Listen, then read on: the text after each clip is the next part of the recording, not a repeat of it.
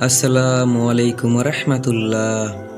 নানা কারণে আল্লাহর সঙ্গে বান্দার সম্পর্কের মান সারা বছর ওঠানামা করে, তবে মাহে রমজানে মুমিন বান্দারা মহান আল্লাহর সঙ্গে সম্পর্ক নবায়ন ও পুণ্য প্রতিষ্ঠিত করার সুযোগ পায়।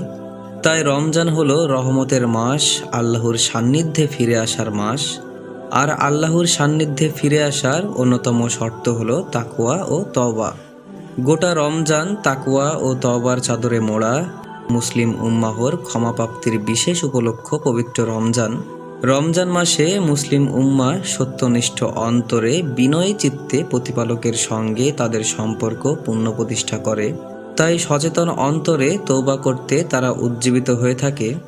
আর আল্লাহ বান্দার তওবা কবুল করেন, এমন দৃঢ় বিশ্বাস নিয়েই তওবা করতে হয়। আদম সন্তান ভুল করবে, অন্যায় করবে, এটা মনুষ্য প্রকৃতি। হযরত আদম আলাইহিসসালাম আল্লাহর নিষেধাজ্ঞা ভুলে গিয়েছিলেন, অতঃপর অনুতপ্ত হওয়ায় আল্লাহ ক্ষমা করেছিলেন।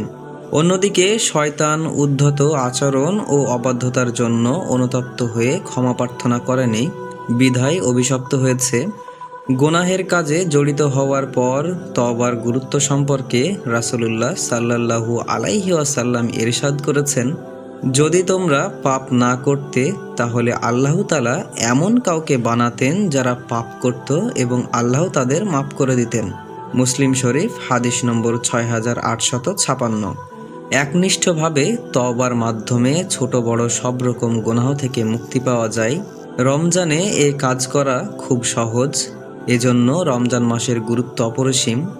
আর প্রবৃত্তি সর্বদা মানুষকে আরাম আয়েশি জীবন, বেশি খাদ্যের প্রতি আকৃষ্ট করা, যৌনতা, অশ্লীলতা, ধন সম্পদের প্রতি অতিশয় লোভ, ঈর্ষা, পরশ্রী কাতরতা, পরচর্চা, অপ্রয়োজনীয় কথা বলা, মিথ্যা বলা, স্বেচ্ছাচারিতা, আল্লাহর বিধিবিধান সম্পর্কে উদাসীনতা, সালাত থেকে দূরে থাকার অনুপ্রেরণা দিয়ে থাকে।